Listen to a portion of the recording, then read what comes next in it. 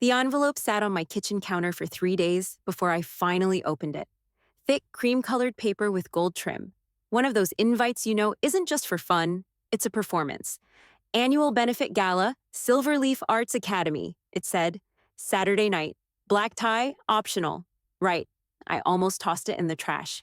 My name is Anna Collins. I'm 28 years old, live in Denton, Texas, and work as a licensed music therapist. I help kids recover from trauma through music. Quiet work, but real. The school? Silverleaf saved me when I was 12. After the accident, when my mom died, I didn't talk for almost a year. They offered me a scholarship, one-on-one music sessions, private piano lessons. That place helped me claw my way back to the surface. I owe them everything. But I also knew who else would be at that gala. My dad, and Elaine, his second wife, the queen of polished smiles and hollow compliments. Her kids would be there too. Brady with his investment firm, Mallory the brand strategist, and Josh, the only one who ever acted like I existed.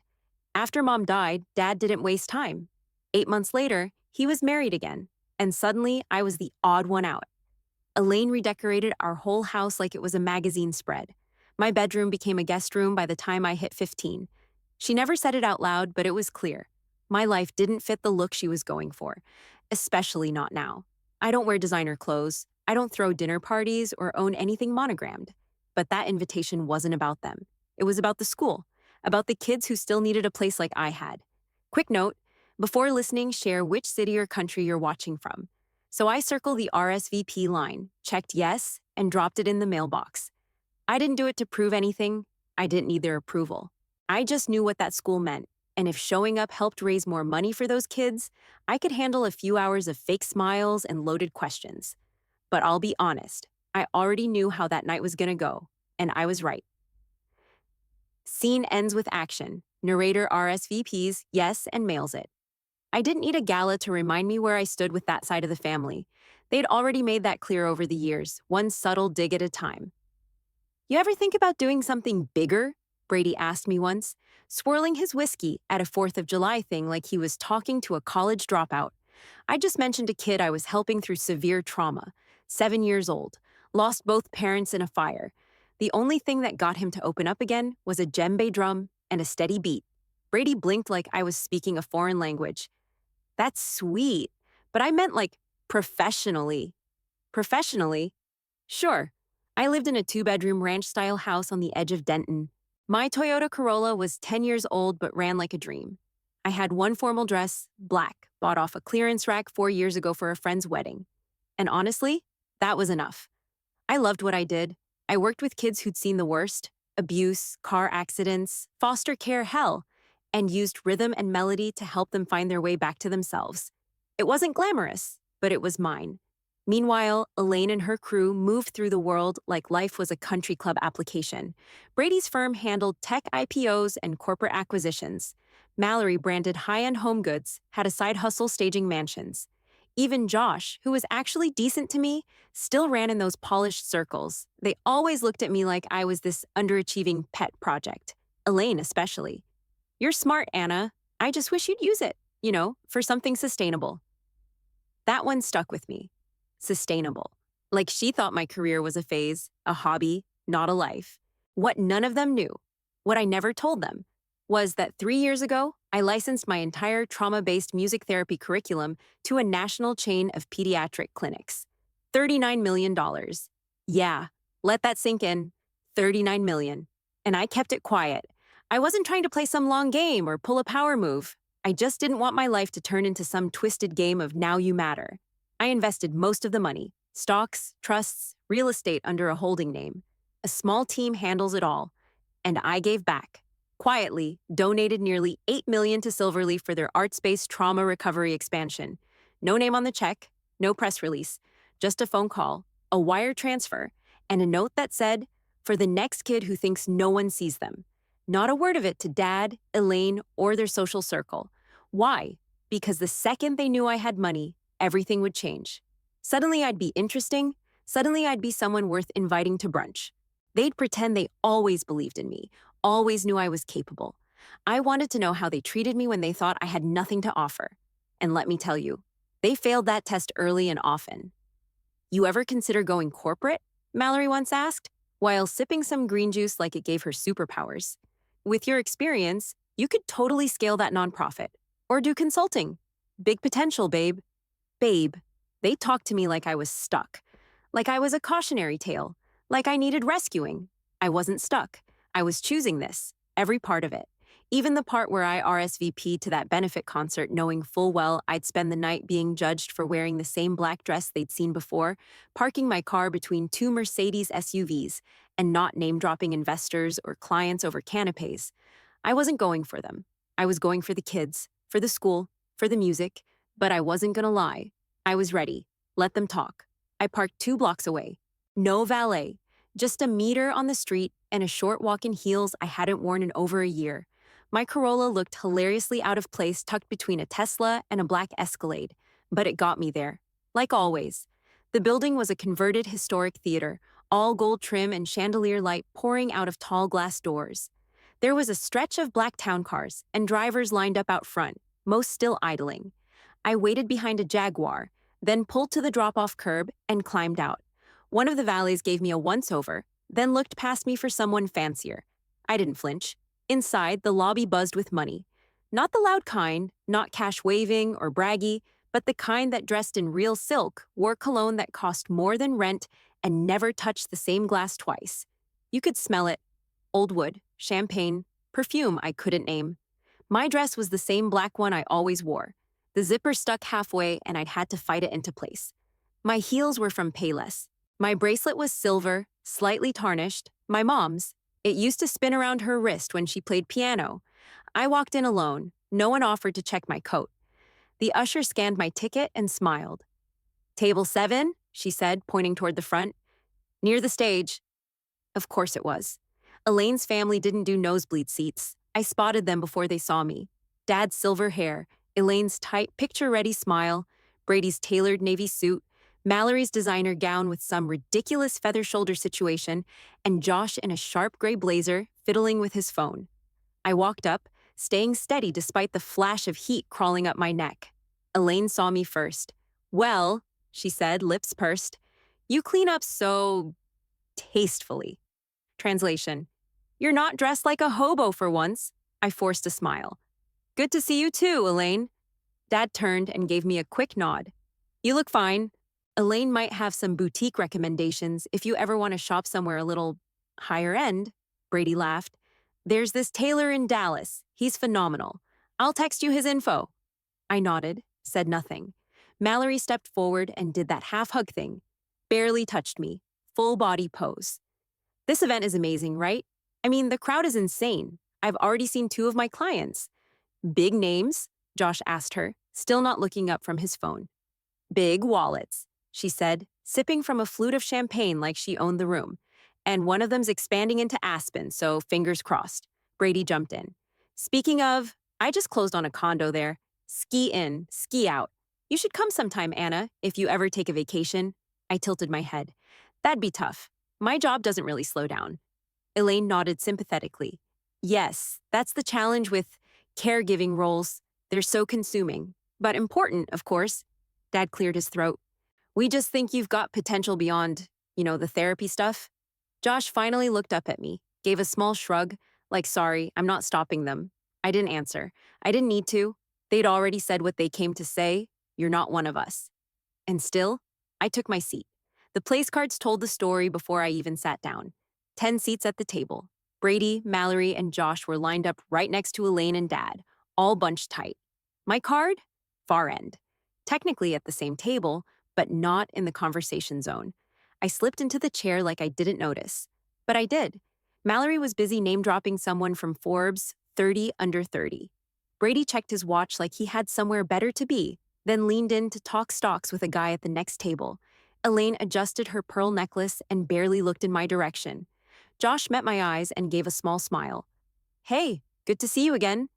"At least one person's glad I showed up," I said. He shrugged. "This whole thing is a lot." That was putting it mildly. Dinner started with a salad I couldn't pronounce, and sparkling water poured by a kid who looked like he was still in high school. A small jazz trio played near the front, clean, tight, professional. Exactly the kind of sound the Academy was known for. I tried to start small talk. That trumpet player's got chops. Mallory barely turned her head. Yeah. Reminds me of a client's son. He's at Berkeley. That was it. I reached for my water, quietly counting down the minutes until the performance started. Dad turned toward me during the second course. You know, he said, loud enough for most of the table to hear. With your background, you could have branched into consulting by now. Corporate wellness is big. There's real money in it. I nodded slowly. There's also real impact in what I do now. Elaine gave this soft, pitying chuckle. Anna, sweetie, no one's questioning that. But we just hate to see you limit yourself. These charity clinics can only take you so far. Mallory jumped in. Exactly. You've got the credentials. You just need the right exposure. Rebrand maybe. Get in front of the right people. I pressed my napkin into my lap. I'm not a startup, Mallory. I don't need a pitch deck. Brady leaned over, half grinning. Everyone needs a pitch deck. Even the saints. Josh kicked lightly at my foot under the table. Not mean, just enough to say, ignore them. Elaine reached for her wine and sighed. I just wish you'd show up to more events like this. You have a place here, Anna. You just have to present yourself like it. I looked down at my mom's bracelet, the silver worn smooth in one spot from years of her fingers tracing it at the piano bench. Meaning what? I asked. Meaning, she said carefully, it wouldn't hurt to put yourself together in a way that reflects growth, evolution, like wearing something with a visible price tag.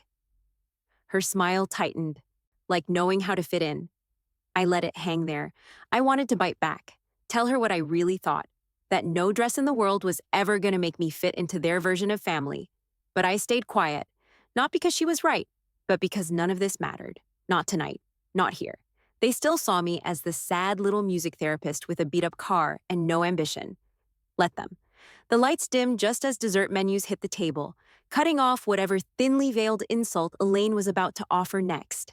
A single spotlight hit the stage, and the MC walked out with a calm, practiced voice. Ladies and gentlemen, thank you for being here tonight to support Silverleaf Academy and our mission to restore hope through art. Applause. Cameras flashed. Then came the music. 15 kids, violins, cello, vocals, piano. The kind of performance that wraps itself around your chest and doesn't let go. A girl no older than 10 sang with this raw, shaky strength that didn't belong in someone so young. It didn't have polish. It had guts. Around me, people dabbed their eyes with linen napkins. I just sat still, swallowing around the lump in my throat. I'd seen what that kind of music did. I'd lived it. After the final note, the audience stood. Full standing ovation. Then the lights came up again, and the MC returned, holding a remote. What you saw tonight is the result of years of work, and the start of something even bigger, he said. We're proud to announce the completion of Silverleaf's new trauma recovery wing, built to serve children affected by grief, violence, and loss. This space includes private music therapy studios, art and movement rooms, and an outreach clinic for families. Photos flashed onto the giant screen, the new wing, the therapy rooms, the play area, every square inch of it, mine. The MC kept going. This project was made possible by an extraordinary anonymous donation of $8.5 million. We'd like to thank that donor, whoever they are, for helping us change lives. Applause exploded. I reached for my wine glass and took a long sip, letting the noise pass over me. Elaine leaned in toward Dad, whispering like I couldn't hear from 2 seats away.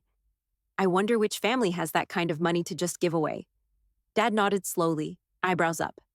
Now that's real success. That's someone making an impact. I set my glass down, steady, not even a twitch. Mallory leaned back in her chair, arms crossed. I hope it's someone local. We need more names like that tied to this city. Brady snorted. Anonymous? Please? That kind of gift deserves recognition. You give away that much and stay quiet, what's the point? Elaine jumped in. It's sweet in theory, but still, if I donated that much, I'd want my name on the wall. It's how you inspire others to give.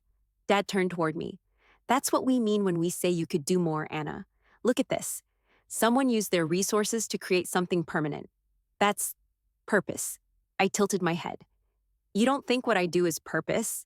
He raised his hands, trying to soften. That's not what I meant. But impact on this scale? It's another level. I looked back at the screen. My name wasn't on it, and it never would be. But I knew what that wing cost. Not just the check, but the years of work, the vision, the nights I stayed up writing, editing, testing the curriculum that made it possible.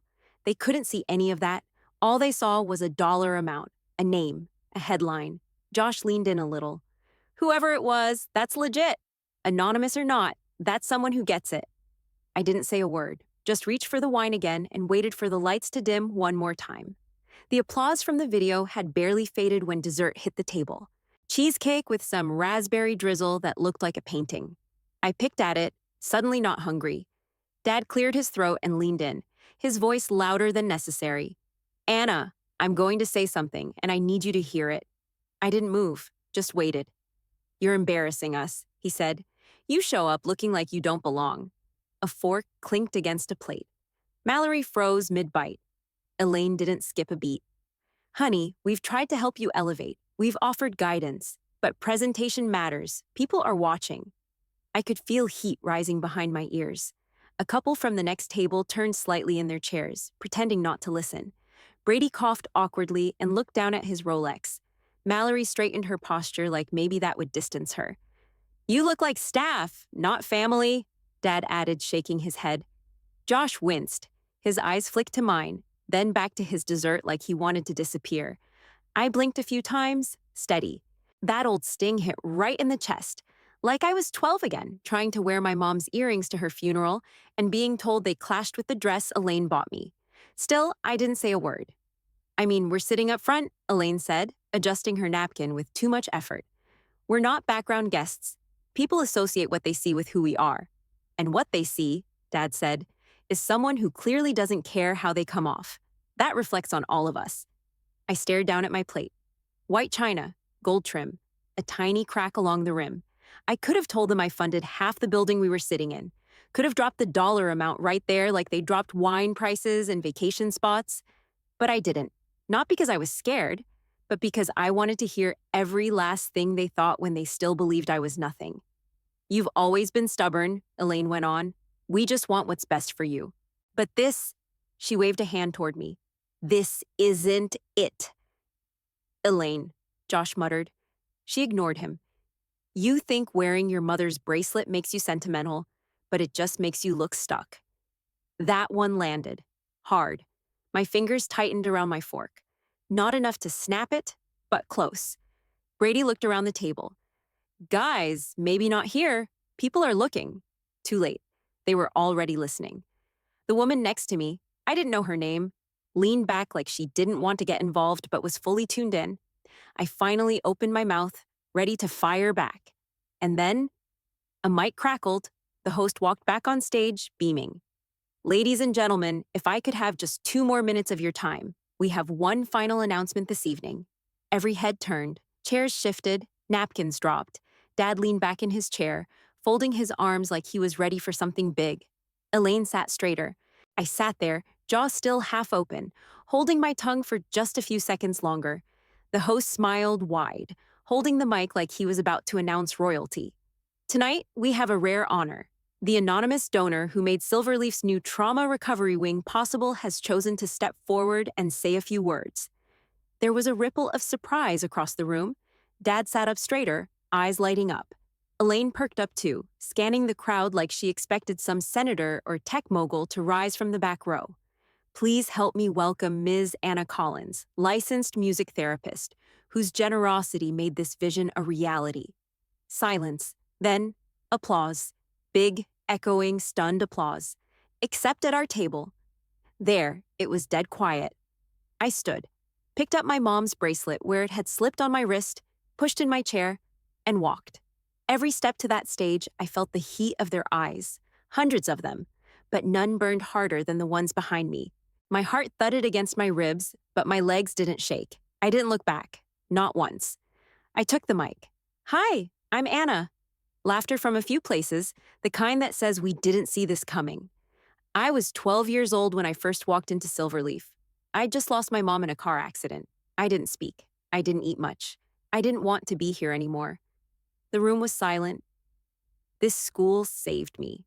Not just through counseling, not just through structure, through music, through people who understood how to meet a kid in pain without demanding she smile on cue. I scanned the crowd. I didn't let my eyes drift to table 7. Not yet.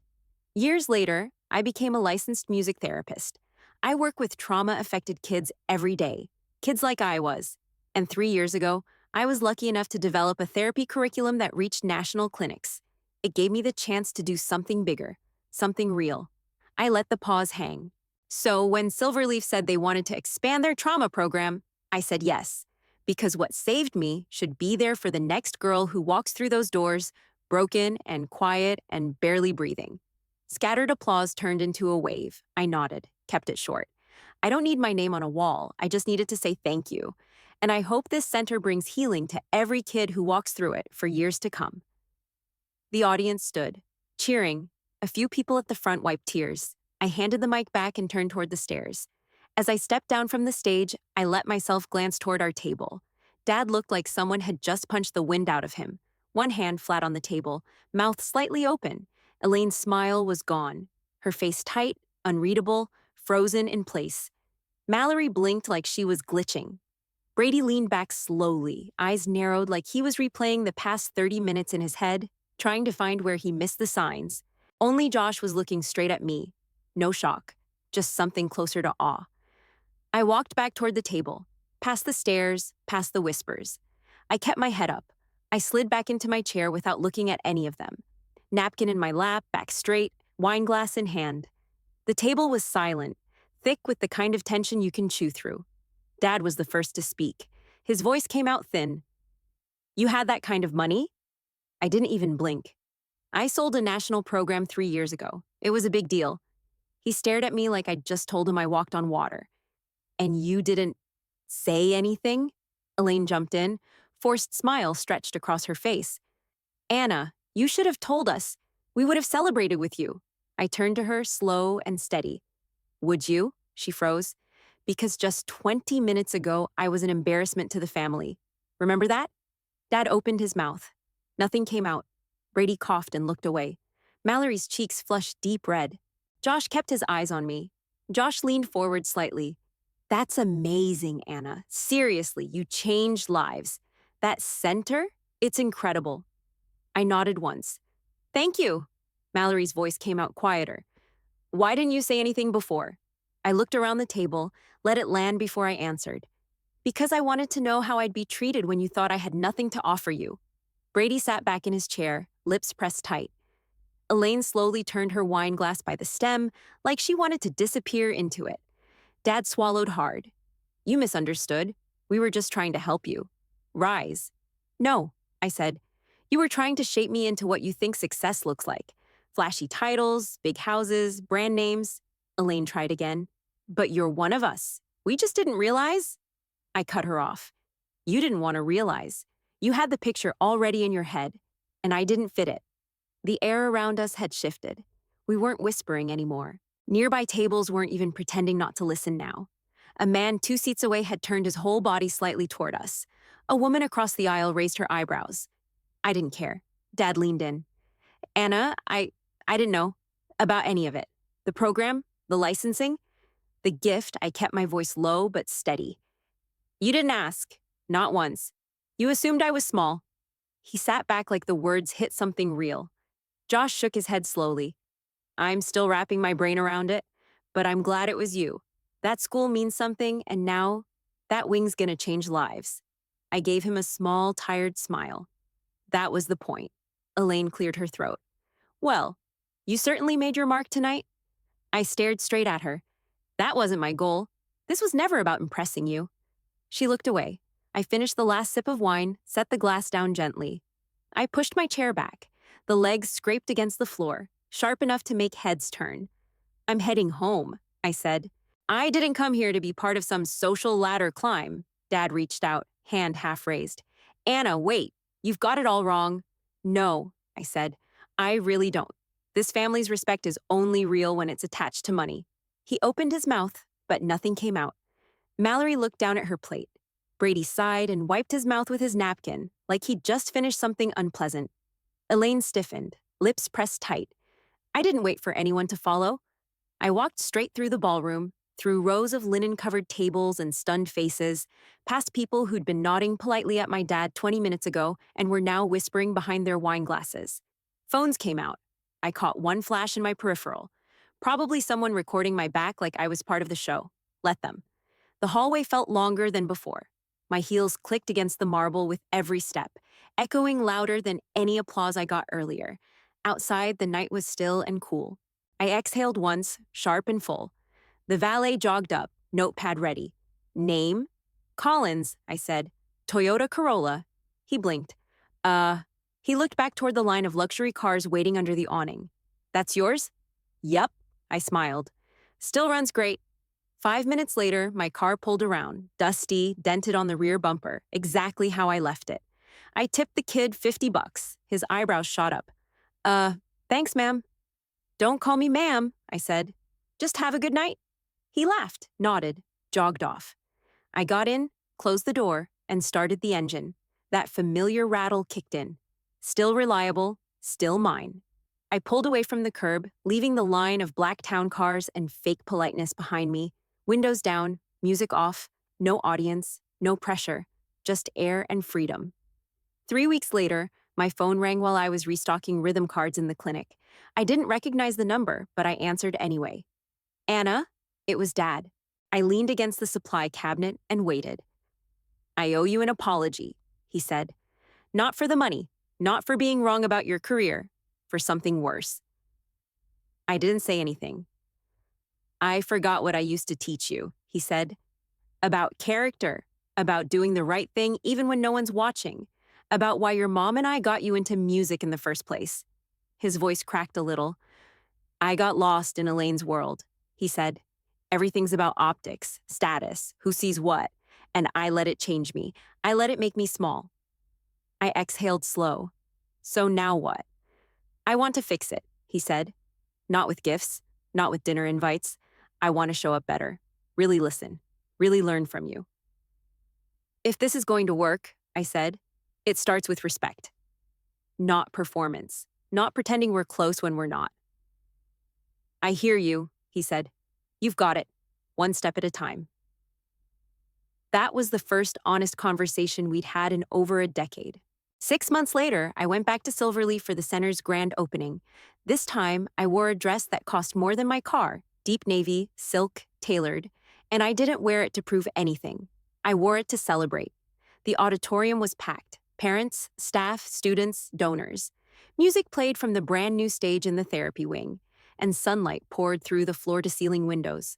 Dad was already there when I arrived, standing by the entrance with a clipboard and a list of volunteers. He wasn't trying to be seen. He was actually helping. When I walked in, he waved me over and introduced me to a family whose daughter had just enrolled in the school's therapy program.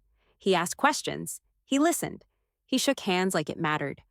As we stood together near the garden, he leaned closer and looked out at the new wing. I finally get it, he said. This is what success looks like. And for the first time, I believed him.